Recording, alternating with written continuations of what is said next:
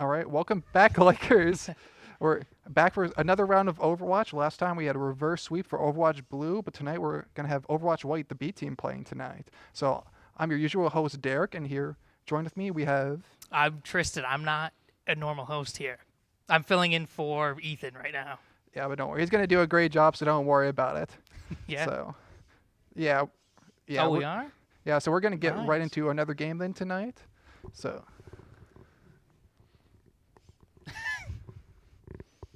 All right.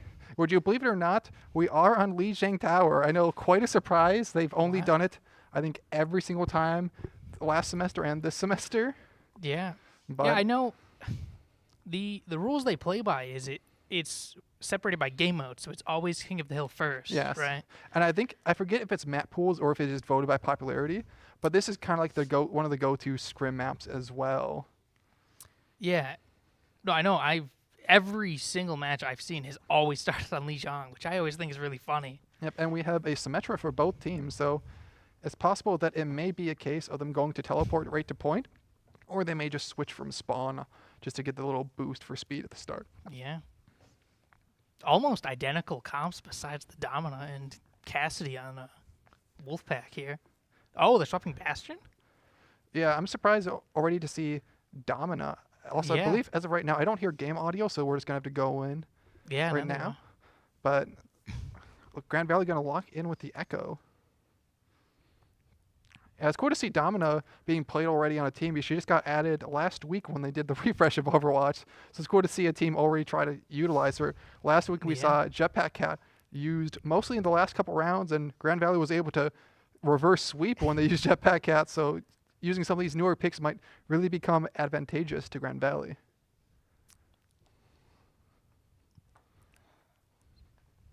Looks like that first fight didn't do too great for Grand Valley there. Yep. So it looks like they both switched off the Symmetra. So I guess were just using it for that teleport there. I don't see any major switches coming from either team. However, this might be a little bit difficult for Grand Valley's Ramatra because they have that Bastion they switched into for him. So Bastion's one of those I hate the tank character. They just sit and focus the tank because they have the big hitbox. Yeah. So that can make it rather difficult for them to play the game and have fun. Yeah, I know. I don't know too much about Domina yet, which I guess that might be their strategy there with that. Yeah, she's a second poke tank, so in a lot of ways she kind of feels like a new Sigma. But Grand Valley going in with Ramatra, they went aggressive with the punches, already got a pick off, so looks like they're probably going to be flipping this point here. But Wolfpack is contesting and buying time, so just getting some spare percentage, even though they're going to lose the fight. And Grand Valley is able to flip the point. Yeah, so it looks like Grand Valley has a lot of ults coming on. They only have overclock, but they're about to have ults for their entire team. And then Wolfpack also rather close on their ult percentage. So we may see what I like to call a big epic anime battle when every team uses all of their ults at the same time. Yep, so let's see if anyone goes in first with this. They're all reluctant to use Kiriko ult at the start, and that's going to roll Ramatra. You hate to see that for Ramatra. Yeah, there's that Bastion doing exactly what you were saying. Because, the Kiriko ult, it increases rate of fire too. So with Bastion, even if the Ramatra's blocking, that's going to completely melt them. So I said it's kind of like one of the I hate the tank DPS picks you can pick in this case. And it does just that. It completely melts Lunar in that fight. Let's see. Hopefully, there's 3 ults coming out from Wolfpack. Yeah, hopefully GVSU have 5 up. Yeah, Wolfpack tried to engage with this Bastion ult right at the start. I'm not sure if they just wanted to get an early pick or to zone them out, but they decided to use it way before the fight was even starting. Yeah. I feel like Bastion ult's one of those ones that's, unless you pair it with something else, it's not usually too great. Grand Valley dumping a lot of their ults in, Wolfpack responding with the beat, but they don't have really any other ults to use besides that. I feel like this might be a case where Grand Valley just might have so many more ults that they might just win. Yeah. And, sometimes they say the caster's cursed, or like you say that and then the exact opposite of what looks like it's going to happen happens. So it's going to be a regroup for Grand Valley, but actually, never mind. It's overtime. They have to stay on the point. And they have to touch. I don't know if anyone can. They have a ball, and they can't get it. Doesn't look like it, yeah. And so that will be Wolfpack taking the first point, 100-33. So, wonder what other switches any of the teams might make for this.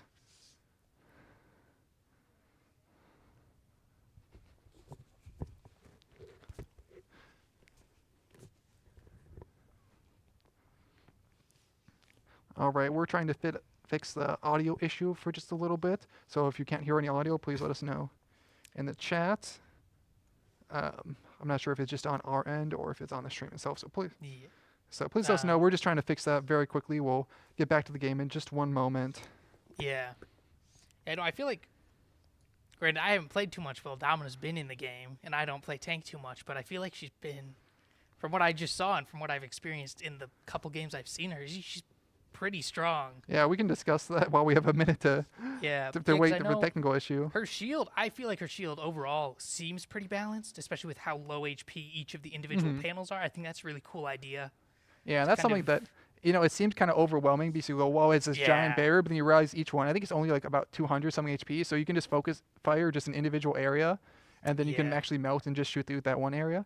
A cool tip I saw from a YouTuber and streamer named CarQ, he does a lot of really cool tip videos. He showed that if you're in a crowded hallway, you can kind of just angle it sideways because then you essentially have 2 layers because it's curved, 2 layers of it instead of just having the one. Wall, yeah, so you just do it like that, and then they have to shoot, horizontal instead of vertical kind of. Yeah, I feel like that's a really cool ability they had to the game because up until then we don't have a single shield that's like that.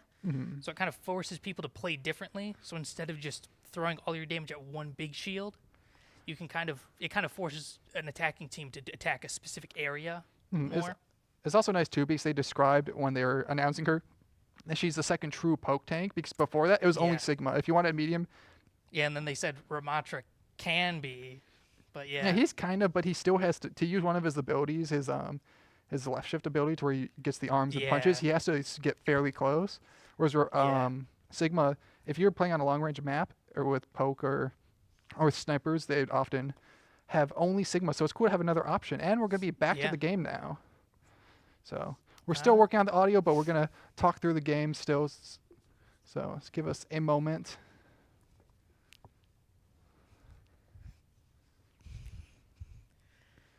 So bear with us. All right. Back Li Jing, second point. Looks like GVSU just took the point while we weren't able to see. Let's see. It looks like they've got a little bit of ground to make up there, but they have a Bastion ult coming out. Yeah, I'm going to see if they can get anything done with that. Cannot believe the Domina there. I don't believe the colors. The blue team, Grand Valley, is actually the red team in this Yeah. case. Sometimes that's just how the spectator thing for how the team works. Like red team just has to be one team. So one of the teams had to be blue, one had to be red. Yeah. Wolfpack has their entire teams for ultimate, so they're gonna have a big advantage coming into this fight right here. Let's see. I feel like they want to use this. Yeah, they use the dominant ult right on the Sigma, but he immediately gets peeled out of it. He's got 2 with the Sigma ult, forcing beat out there. Yeah, that was a great response from Wolfpack to use the beat to save them from the flux. Yeah, it looks like they walked around Sigma there to kind of surround him, so it's a little bit of an unfortunate spot to get caught in. Yeah, I feel like we're getting lots of trees. A-Trees is trying to get out of there, not give him too much ult charge and get ready to re-engage here in a minute. Yeah. Yeah, we also, like you were saying, have that poke tank versus poke tank matchup. Sigma versus the Domina here. Yeah, the old versus the new, which one is better? If we're going by designs, I feel like Domina wins, but, Yeah. Or for gameplay, maybe Sigma.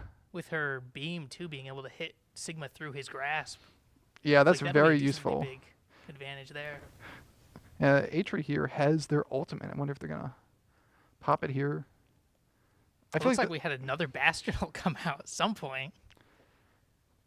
Yeah, Grand Valley decided they want to play the I hate the tank character as well after how much they were getting melted in focus, which is completely fair, though. And a team wipe coming from Grand Valley right there. Yeah, see Grand Valley on the Venture. The B team is a big fan of Venture. Surprised we don't have Cryptic playing it tonight. Maybe next game. Yeah, we might get it put up for a treat then. Yeah. If what I understand, they're a one trick, right? They're a Venture one I believe trick, pretty much. I don't know if they're a one trick or they're a main. Someone in chat might need to correct me on that statement. But I know they do play a lot of Venture. Yeah. Yeah. And for a one trick, just to specify if anyone's not familiar, one trick is when that's the only one you play, like you just ever, and main means like you'll probably play other characters, but it's like the one you'd like to play the most often. Yeah, I feel like what defines a one trick is whether you leave the game or not. Yeah, if you have the ability to pick another one versus say I'm not playing my character, I'm going to leave the game now. Some of you people may have encountered those people in ranked when their character gets taken. Looks like that's 99 to 98. I don't know if Grand Valley will be able to touch this though. No, they cannot. So it's going to be like it. 2-0, although Grand Valley started recovering quite a bit at the end of that map. They got to 99. Yeah, they went from having a 50% lead for Wolfpack to GVSU pulling it back pretty close near the end there. Oh, but at least Grand Valley got play of the game. They're the real winners. Like the same thing you say in ranked when you lose and you get play of the game. You say, who really won when we got play of the game? Oh, exactly. I saw some streamer tier list too, and apparently a lot of people think Bastion is quite good. They don't think he's the best DPS, but he's fairly good right now. Yeah. Especially against tanks, too. Yeah, I know coming from Overwatch 1 and kind of starting to play Overwatch 2 again fairly recently, I feel like Bastion was one of the characters I was so disappointed about when his rework came out because I felt like, especially during the end of Overwatch 1, I kind of swapped off to playing Bastion quite a bit because he was bad. So you just have this character sit stationary in a game where everybody's always moving, and that's kind of what you have to do. And I thought it was really funny when you were just sitting there. Yeah, I felt like constantly. It did feel kind of awkward, and then he has a redeploy time. BCB broken if you could just instantly change. I feel like what they did right now to where he can move, it's just a slowed movement, makes it feel a lot more fluid. I feel like there's quite a few characters that over time they smoothed out the edges. Because if you went and played Overwatch Classic when they had that like a year or two ago, and you played some of the launch versions of the characters like Roadhog when he used Take a Breather, aka the vape, everyone calls it vape though. He would just stand in place, and I forgot they had that for like an entire year of him just not moving. And it's just really awkward when you're in the combat and you need to heal, so you just turn around and you like aim downwards so they don't headshot you or upwards. Yeah, no, I remember I forget. Does he still get damage reduction while using that, or no? I think he does. I know they made Okay. some changes because there's a passive, I think, universal for tanks where they get less ultimate charge when you Yeah. hit them. But then they just added sub roles this current rework I of forgot there are Overwatch. all new passes for each of those too. Yeah, aren't so there Yeah. used to be one that all tanks had for Overwatch 2 at least, where they would have knockback reduction. And Overwatch, at the very end of Yeah. Overwatch 1, they gave it to Reinhardt because he's the one who kept getting knocked around the most. And Overwatch 2, they just decided to make it a global tank passive, so they can just constantly get pushed around. And then Yeah. now I think roughly half of them have that, and then there's 2 other sub roles for the tanks, and they have less per one. But the main one is still the knockback reduction, and like those, I think I want to say it's like Initiator or something like that, and you have like Reinhardt, Yeah. Ramatra, Junker Queen, like those types of tanks. Yeah, I know. Especially as a Lucio main, or almost a Lucio one trick during Overwatch 1, I yearn for those days where you could send a Roadhog halfway across the point with a single ability. And I remember that was a big part of why I kind of stopped playing when Overwatch 2 first came out, because it felt so bad when you would find somebody right next to that hole on Elios. It would be a Roadhog right there, and he wouldn't move. It was horrible. Yeah. I feel like now I don't know if they actually reduced how much knockback reduction they get or not. Well, I think he But may I feel not like be in that overall category. Now it's a lot better. Yeah. I think he's in I forget what it's called, but I think he's in a different category that he doesn't have that. Like he's in a Yeah. category that Zarya is also in, where I want to say it's like doing some kind of damage, like gives them ultimate charge or something like that. I forget what it was, Yeah. but they're in a different one, so I don't think they get as really much. like the idea with the sub roles kind of too, Yeah. because I feel like especially with Overwatch 1, that was the big deal, is that each character was so unique and played super differently. And I feel like kind of when you have Overwatch 2 introduce all these role passives, it kind of makes a lot of the characters feel a little bit similar Yeah. in a way that I feel like Overwatch doesn't really want to do. Yeah. So I really hope that with the sub roles, it kind of seems like from the little bit I've played since they added them, that Yeah. it kind of brings a lot more of that back, where you have this really dynamic cast of characters, even just in one role now. Yeah, I think overall they're a really good change. The only one I feel like I'm Yeah. kind of iffy on is the sharpshooter one, to where they have it's like if you get a headshot with a cast or Widowmaker, like your movement ability gets a tiny like decrease on it, but when cast his roll's already like 5 seconds, and you'd have to Yeah. hit like 2 or 3 headshots for it to even change like 1 second. So it's like at that point you Yeah. don't really like think about it that much, and I feel like he'd benefit from like the quick reload one. But overall they're pretty good. There was a few changes that I feel like when they first launched, people think like, oh, this is terrible, it's going to ruin the game, and then people live with it and they go actually, and they take it away Yeah. later. Like they had the auto heal passive, where if it's, I think it's, want to say it's like 5 or 6 seconds after not taking damage, like you were to slowly recover your HP, and people said, oh, it's going to make everyone's unkillable, it's going to ruin the game. Yeah. And then they did a patch or something where they took it away, or when people went to class, they say, oh, this sucks when you're down a healer and you're just waiting Oh, I between know. fights, and you're like 100 HP and you can't find a health pack, or you're waiting. You have a whole team Yeah. huddled around 1 mini health pack Yeah, to I heal. think out of all of the changes they made, that is by far the one that I think made the biggest difference in the game, because it doesn't change how team fights go too much. It changes how long you're able to actually Yeah. do anything in the game. Because if you're stuck at like 20 HP on or Cassidy, you have to find a health pack. But now you're able to kind of at least just find a safe spot. And if you're able to get out safely, you can always come back to the fight in just a little bit, even Yeah. if you don't have to walk halfway across the map to get a health pack Yeah, or walk to a support. Yeah, or it's really bad as, let's say you're defending and like you Yeah. survive with half your team and they're low HP, but the healers died, and then suddenly by the time Yeah. that you get a regroup, you're still like low HP because they weren't able to heal you, and there's only like a mini health pack. So Yeah, I know. it also has enough delay that I feel like in general, it's not like you're going to shoot someone, they're always constantly healing. It's like, and Yeah. any type of damage, any type at all interrupts it. So like as long as you're like targeting someone, which is like pretty fair, it'll stop it, and people are still pretty killable and punishable. Yeah, I feel like it's so nice because it, like you were saying, it doesn't really prevent people from dying in a 1v1. So like you can't just sit there and tank Winston like you could in Overwatch 1 with Lucio's healing. But it stops those awkward moments where you're caught without like one or two of your supports, and your team would just not be able to survive another team fight otherwise. It kind of helps you regroup afterwards, even if you're down a teammate or something like Yeah, that. it really feels kind of like a quality of life feature, to where it's not like in your Yeah. face, but when you go without it, like I said, when I played Overwatch Classic with some people a while ago, everyone said it was, the game was way better when it didn't have all this stuff, and then you go back and play and go, oh, this kind of Yeah, sucks. You're just waiting, and then you have low HP, and you're waiting for your healers to get back. Yeah. And sometimes it makes a pretty big difference for that little bit of healing. Yeah, I know. It's really funny seeing patch by patch as everybody's complaining about all these changes and things.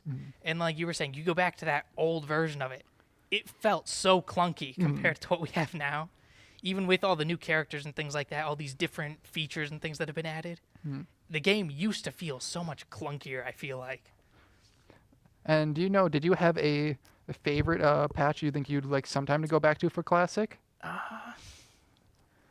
I don't know. I feel like I remember when Genji first got his buff for, I forget exactly what they added. They gave him like 3 or 6 extra ammo or something like that. It went up from like 20 something to 30.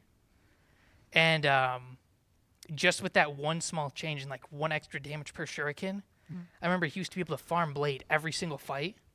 And I remember that patch really well because that was the first patch I actually really got into playing competitively, because I would just play Ana the whole time and farm Nano every fight. And then me and one of my friends would just Nano Blade every single fight. Yep. And I remember one specific game on Hanamura, we won the first round with 3 team wipes in a row using that combo. And I know it must have been horribly frustrating to play against because we got caught against it every once in a while pretty badly. But I feel like that patch overall was kind of funny because it was one of those weird ones where everybody played the same comp, but each game still felt pretty different. Yeah. And that's kind of roughly the same era. I was going to say, partially because it's nostalgic about Fall 2016 is when I started playing, but that's also when they had the dive meta and that they had Nano Blade. They also they called it Beyblade too, because Ana, when she came out for roughly the first half year, I want to say, or maybe the first year, she also had speed boost on Nano. Later they took it away, and then very recently they added it as an optional perk that she can pick from. But it used to be huge where you'd have Reaper and he would just go really fast with that speed boost and Death Blossom, or you'd have Nano Blade. And they also, that's when you had like Winston, Diva, and that was like the dive comp. And unfortunately for Classic, they skipped that era. They did the very first day, which was missing a ton of quality of life features. And then they went to like straight to 2017, like mid 2017. I want to say like when, I forget if it's before Break came out. Yeah, I think it's before Break came out, but still like way after that period. They like jumped, like, well, a lot of people think it's like kind of the most nostalgic era. Maybe that's biased for me, but that's when a lot of people, was like the first big known competitive one that wasn't just launch. Yeah, for me, I think Double Shield is also one of those, because I remember playing when Orisa first came out. That was the first time I was kind of getting into a character release. Oh, we have the bans, and they are Bastion and Cat, so yeah, it looks like unlucky we have some Cat bans. Here, so no Cat tonight. And we have audio too. Let's go. Round of applause too. Awesome. I don't know if you saw, but Gibraltar, because of the ongoing story arc, which is kind of cool, they actually changed the entire map. So some of it's on fire. You'll have bridges that are actually destroyed and environments that are completely different. You see, like, third point here, the ship's destroyed, the bridge is separated. There's actually some new ways, like on second point, there's a walkway you can just directly get up to the center. So the map actually plays very different on some points, which I think is kind of cool. They said this year it's going to be Year of Talent, and they're having a dynamic story each season. Yeah, that's really cool that they're tying that into actual gameplay too, and not just having it be kind of a side deal. 5, 4, 3, 2, 1. Let's see, we have looks like Dive coming out from GVSU. Yeah, we were just speaking about Winston a minute ago. We have Winston versus Diva. Yeah, that'll be interesting to see. Yeah, also, we have Genji. I don't know if you've heard before, but I'm a pretty big fan of Genji, so I'm always excited to see Genji get played here. Yeah, Genji's one of those characters who I always think is going to be really fun to play, and I'm terrible at him. Yeah, I feel like with Genji, even if I do bad, though, I just feel cool playing him. Like, he just has the fast movement, you get the dash reset whenever you get a kill, and he just feels fun. Even if I play him bad, he just always feels fun. Yeah, it looks like we actually have very similar team comps here, with a long-range poke DPS than a dive tank DPS and Kiriko from both teams. That's interesting. You see on Gibraltar, this historically has been one of the few maps that usually is decent for dive because there's so much verticality. Yeah. So you'd still, even in other metas, this might be one of the exceptional maps where you might actually get a Winston or Diva. And Diva is actually, from what I hear, fairly strong in the upper ranks. Not as much in lower because people don't know how to play her, but in the higher ranks, she's fairly strong. Yeah, I feel like this map, I always see Winston and Diva do really well, kind of on a mix of attack and defense here, which I think is pretty interesting. Yeah, this one room is particularly kind of a chokehold, where Grand Valley's going to rotate here. So it looks like the Wolfpack, they're just kind of sitting up there and taking space.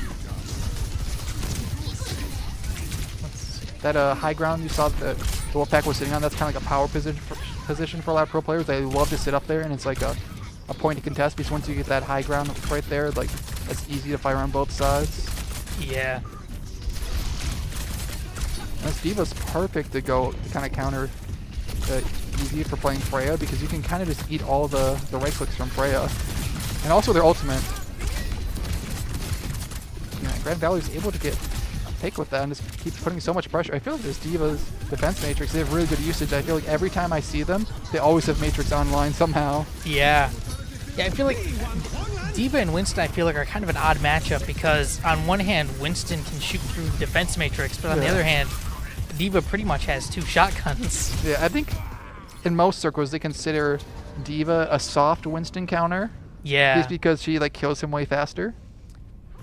And then they consider kind of that it's like a triangle where Zarya's a way more direct counter to D.Va, and then Winston's kind of like a soft counter to Zarya. Yeah. So you kind of just ignore Zarya and go around the team. And see Wolfpack taking that high ground you were talking about again there. Unfortunate. Eevee used their ultimate. I think they killed themselves with their own ultimate.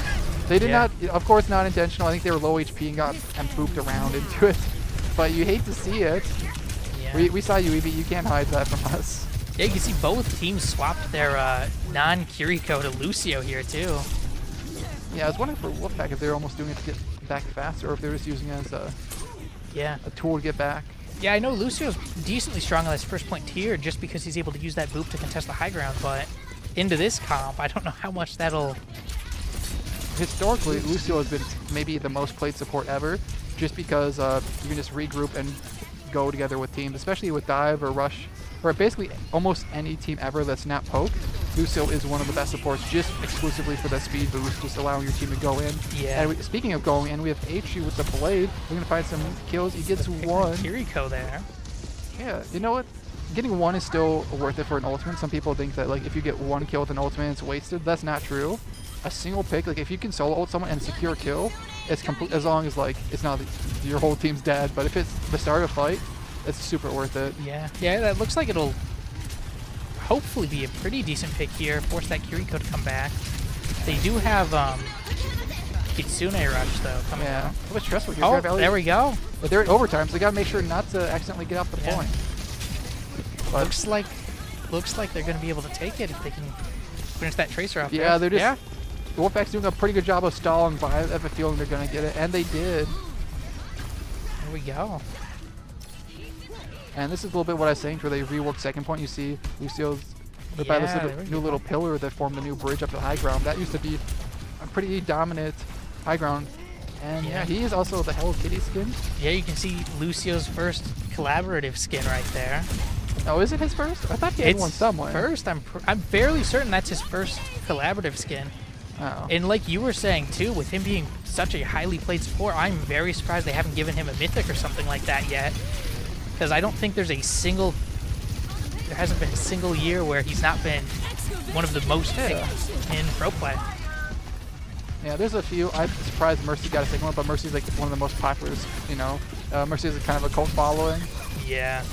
I had one friend who they said when they saw Lucio was like the only boy in the Hello Kitty collab, they said Lucio's the type of guy they would get invited to girls sleepover, not just because he's like such a nice guy and they're not worried about him. He's such a nice guy like that. But back to the game. We've got Lunar going and kind of holding Wolfpack in this high ground. You can kind of funnel them in here. That's really good, especially because they don't need to kill the entire team. They just need to get them off the point. I feel like Winston definitely would also be invited to that sleepover. Yeah. I don't know. I hear he's a party animal. I think he has a voice line about that to where Tracer says something along the lines of like, "Wow, Winston, you're a party animal," or something like that. Well, Atri using the blade with 19 HP. Hopefully he can still get value. He's getting, oh my god, he's still got.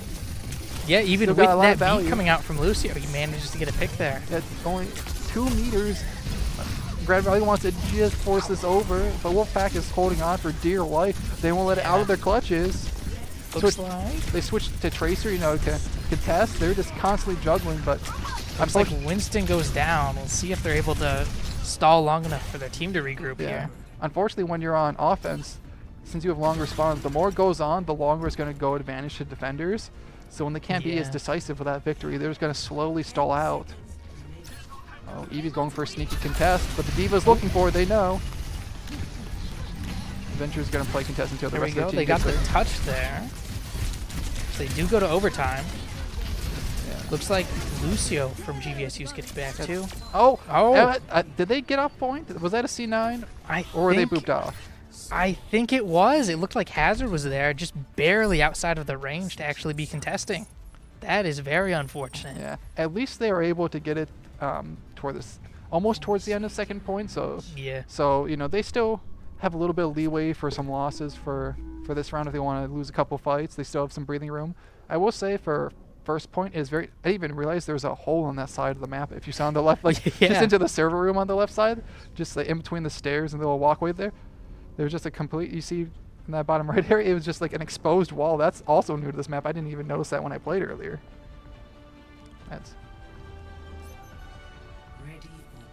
And yeah, Gibraltar received a lot of changes recently, as I said at the start of this map. They have a cool there you story. Go. There's that hole you were talking about. This whole year they have like a season-long talent event. So I'm assuming, well, there's some other maps like the two Italian maps, Rialto and Colosseo. They have some changes, more minor. They have like a bunch of talent, like weapon caches and banners. But Gibraltar, I believe they had a cinematic and they showed like it getting invaded. Yeah. Yeah. So for talent when they attack, and I'm assuming that's what they're saying, why it's so destroyed and there's random bridges and things down. I don't know how Talon would have got in the middle point, in between all of that and destroyed that. Winston overall, look, this is the best shot of the game. Sorry folks, it's only going to go downhill from here because we cannot go past this height of Winston Overwatch. Yeah, again, very similar comps here.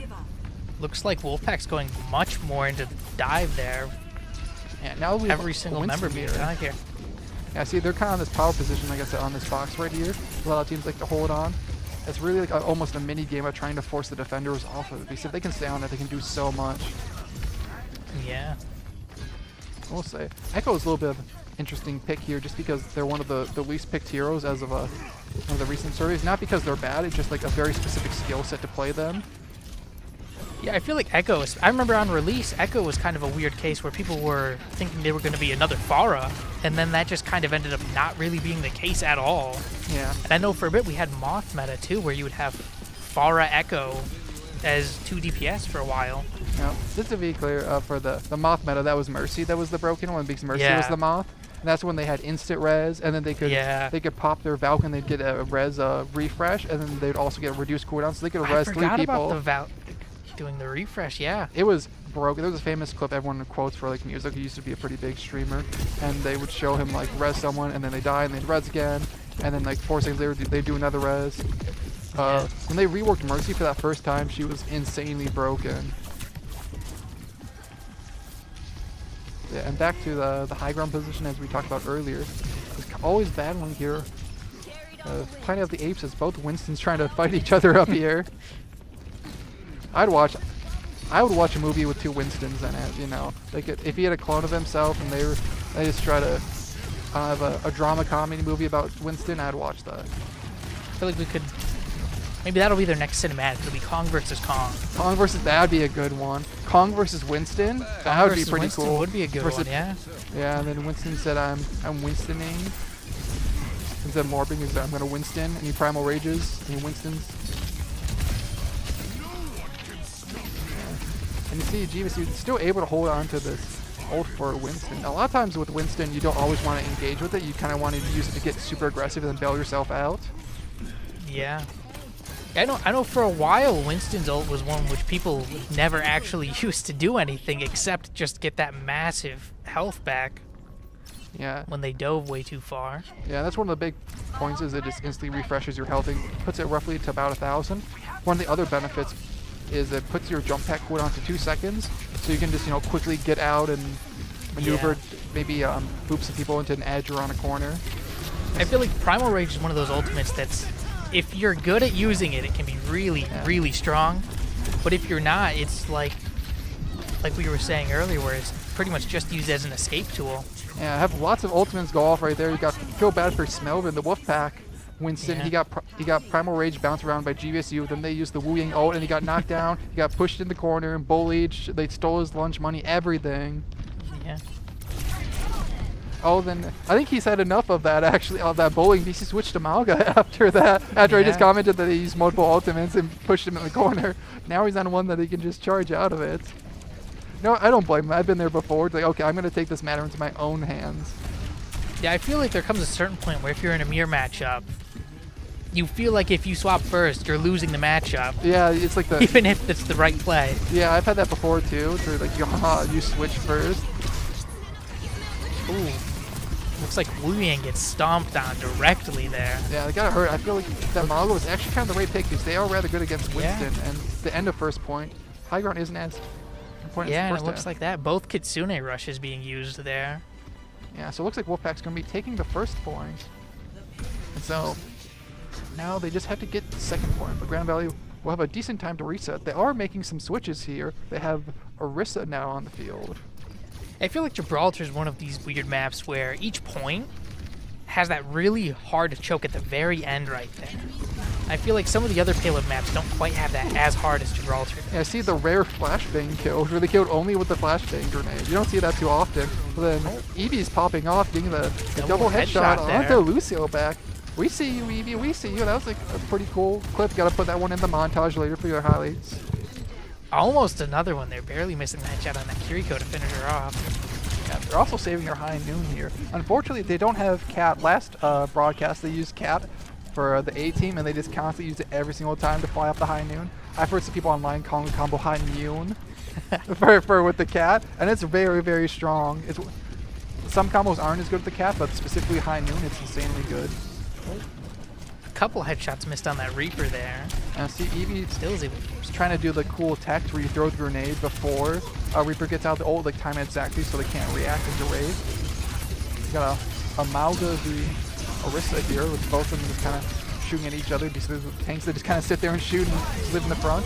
Oh, a big pull from Lunar. But doesn't quite get enough damage with that Suzu there. yeah, that Suzu really negated all that hard work they had with that ultimate, and you have the one ability that just cleanses all of them and gives them temporary invulnerability. But Grand Valley, they're going to have to go back to point because they're giving a lot of space, and they're going to lose if they don't get to point. Oh no! Yeah, they Reaper get just caged. walks back. They get caged follows off him. too, so they go back to try to re-engage and heal for a moment, but they use the cage, so they can't re-engage through that chokehold. Yeah, I feel like the cage is another one of those I ultimates, haven't which seen I this think is a highlight. really That's a great cool highlight feature. intro for Venture. Yeah, it's one we can really use to try to hold people off just from touching the objective. Yeah. Yeah, what else does its ability do? It makes Malga stronger while he's inside of it, depending on Yeah, who so he also catches, doesn't have to doesn't reload as well. He gets unlimited Ah, ammo. okay. So that's a pretty big buff. The main thing is just that you can kind of lock everyone. It also cuts off movement ability. So, for example, Yeah. if you're Genji, you can't dash, or Tracer can't blink. So that's really big for some characters where they don't have a lot of defensive moves or ground-based moves, and they have to use mobility because suddenly they're almost dead. Yeah, I know Malga's ult is one of those ones which I think is really cool because of the counterplay you can do, like we saw there, where they just used it to zone people off, and it's so strong for that because you just can't walk out of it. Yeah, it has a lot of cool combos and possible synergies with that. So at least the Grand Valley got play of the game. It's kind of like the Yeah. first round. They ended up losing the game, but they got play of the game, so they got a small consolation prize for each one. Yeah. Wolfpack doing really good as well. I like to give some props to them. Even though they're the rival Yeah. school, I feel like sometimes you want to be a little unbiased and recognize that Wolfpack is doing pretty good as well. Although Grand Valley, I feel like, recovered pretty well towards the end. I feel like so far it's been fairly even. It just seems like Wolfpack is kind of winning more of those important fights in a row, which we saw there where they won that first point fight in overtime, just like GVSU did.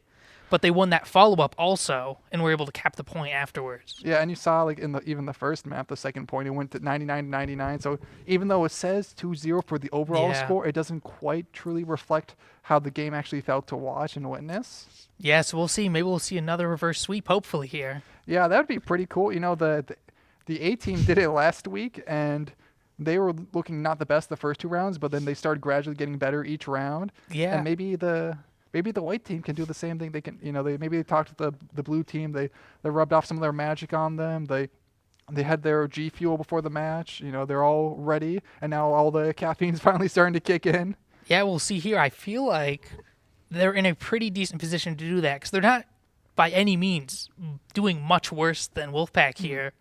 They're just not able to close out those important fights like Wolfpack's been doing here.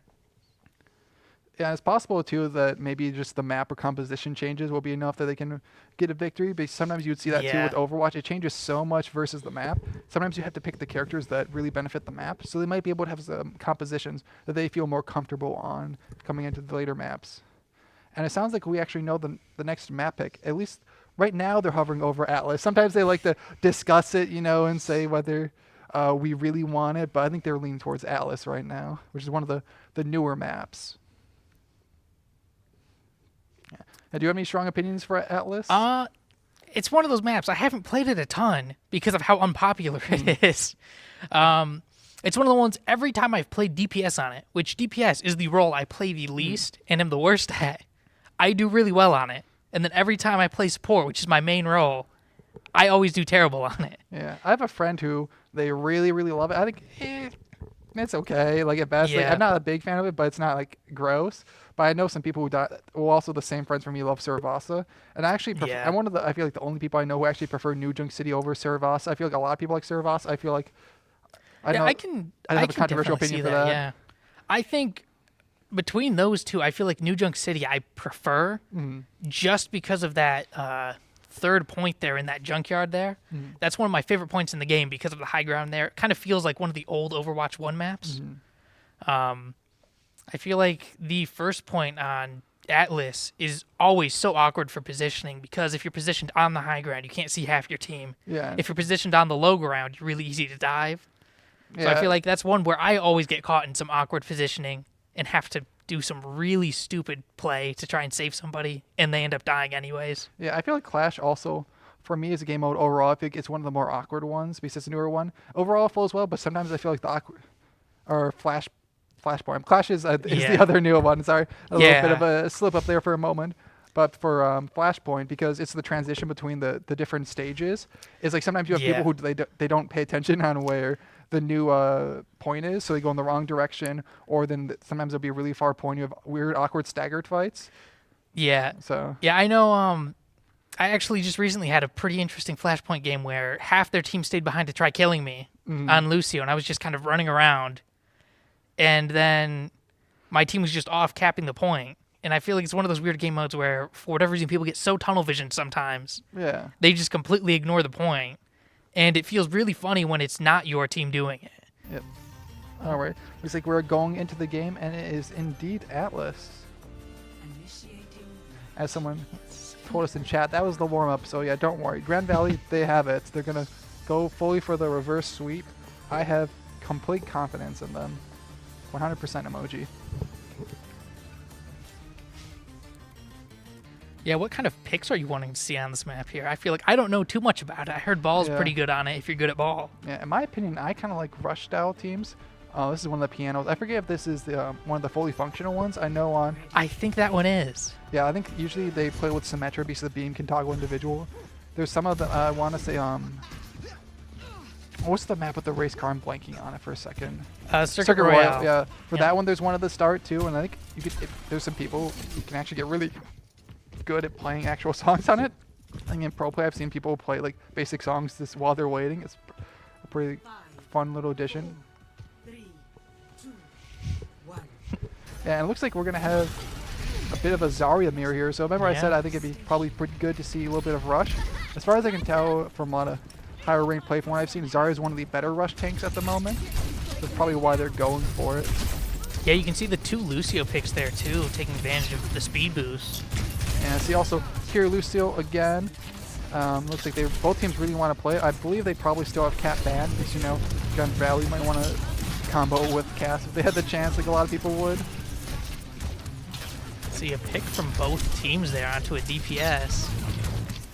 It's kind of interesting. Both teams have some stylistic choices here where they both have kind of a close range DPS with Venture and Reaper, and then they have like a medium poke accuracy character with Cassidy and the Sojourn. It's like they have mirror, but they're just slightly different for their styles.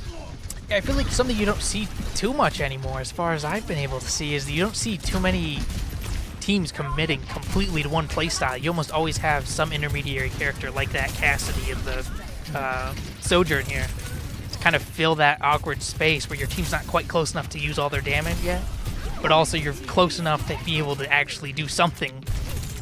Eevee getting some cool Sojourn flicks in the middle of that fight there.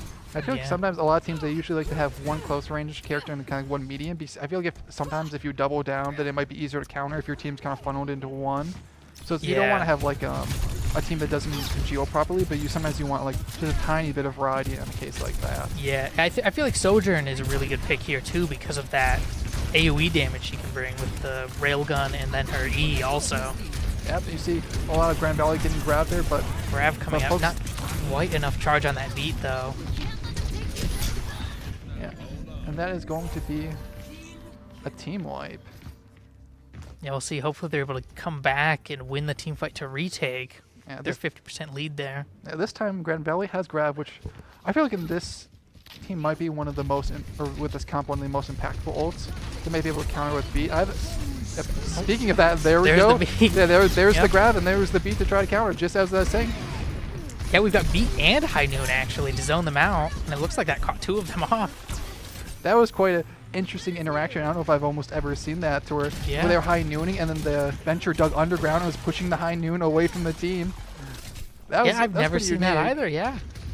That's a pretty cool strategy. I wonder if it's like a more common one that some people use now. Yeah.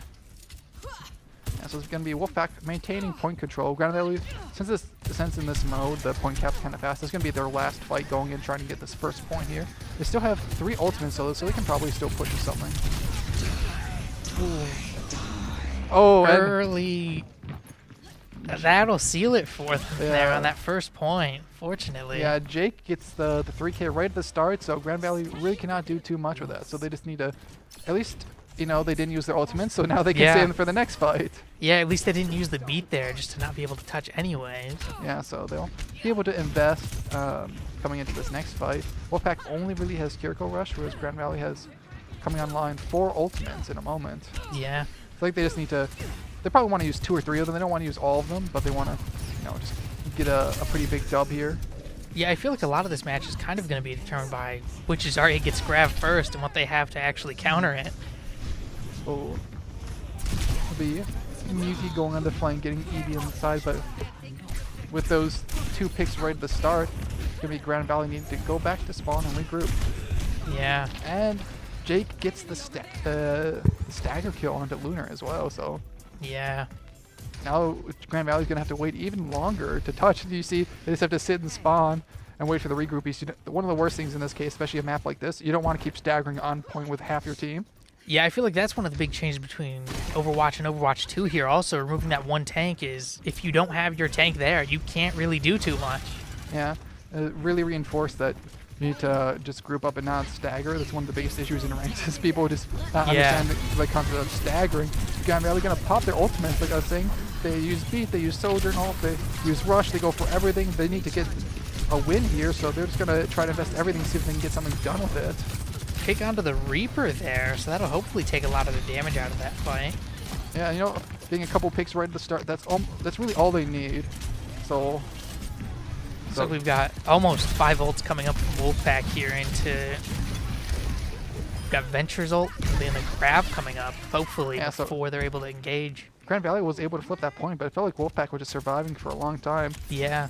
And it feels like Wolfpack didn't commit too much to that either, so... Yeah, I'm hoping Grand Valley is currently aware of the amount of ultimates Wolfpack has, because we get to cheat and we have the cool UI elements at the top that shows their exact percentages, but Grand Valley just has to mentally keep in mind roughly what they have. So hopefully they're aware that they're coming up on basically an entire team of ultimates once Wolfpack builds up just a tiny bit more. Yeah, I feel like as long as Grand Valley is able to keep that in mind. And then going in with just 2 of the ults, and that might be all Wolfpack needs for this fight. Grand Valley didn't have any to counter. Yeah, especially with that beat being down, that grab is absolutely detrimental to Grand Valley there. Yeah, Wolfpack did use 2 of their ults, but they actually in the grand scheme of things, using 2 to win is actually fairly good because they still have the majority of their ultimates available. Granted, I feel like Grav is the more powerful one here. But Yeah, they did use Grav, though, to shut down Atree's Venture ult there. And Grand Valley touch. They're going to try. Yes, they are. They get the touch, yeah. They're about to have Grav. They're going to use it the second they get it to try to get this fight, but they have beat to counter it. Yeah, they just dumped their ults into that Grand Valley Grav there to shut them out for it. Grand Valley got it to 90%, and then unfortunately just has all the last second touches. They just couldn't compete with it. And this is, I believe, is first to 3. So if they lose the next, well, it's first to 3 for the series, and this map specifically is also first to 3. So this might be map point as well. Yeah. Map point? I meant to say match point. I don't know why I said map point. You know, we're talking about maps, you know. Yeah, I feel like, especially when you have such similar comps, especially with 2 Zaryas, that ultimate management decides the match. Yeah, that also the Lucio, because you see, it feels like the Lucios are basically exclusively holding beat as soon as I say. I was going to say only for Grav. The second I say that, they literally use beat. That is GVSU's second aggressive beat there. Yeah, sometimes an aggressive beat's actually better. Looks like it's kind of paying off here, though. Yeah? Looks like that kind of sealed it for them. Yeah, there is a huge merit to using a defensive beat to try to save yourself from ultimate, but I believe there's a pro player statistic I saw quite a few years ago. They said that generally the team that uses it first or more aggressively actually wins, even though counterintuitively you think only for defense would be good, but sometimes if you're able to just rush in and get a lot of value before you even need to use it, it can be worth it. We actually have a GVSU swap off of Lucio onto the new support Mizuki here. Yeah. That's interesting too.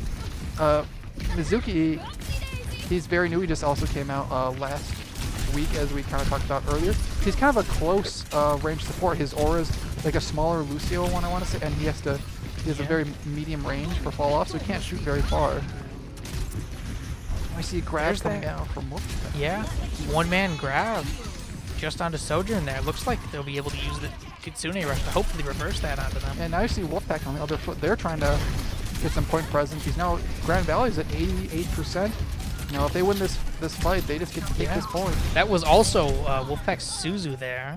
Yeah, and you see A-Tree just tried to stall and get a few more percentage. They did their job, though. They got to 97%. So now if they just win a single fight, as long as no one's there from Wolfpack, they can just get this point instantly.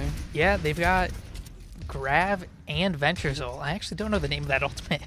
Oh, I'm trying to remember what it is now, too. If someone said it's someone with the drill. If someone said it, I would immediately recognize it, too.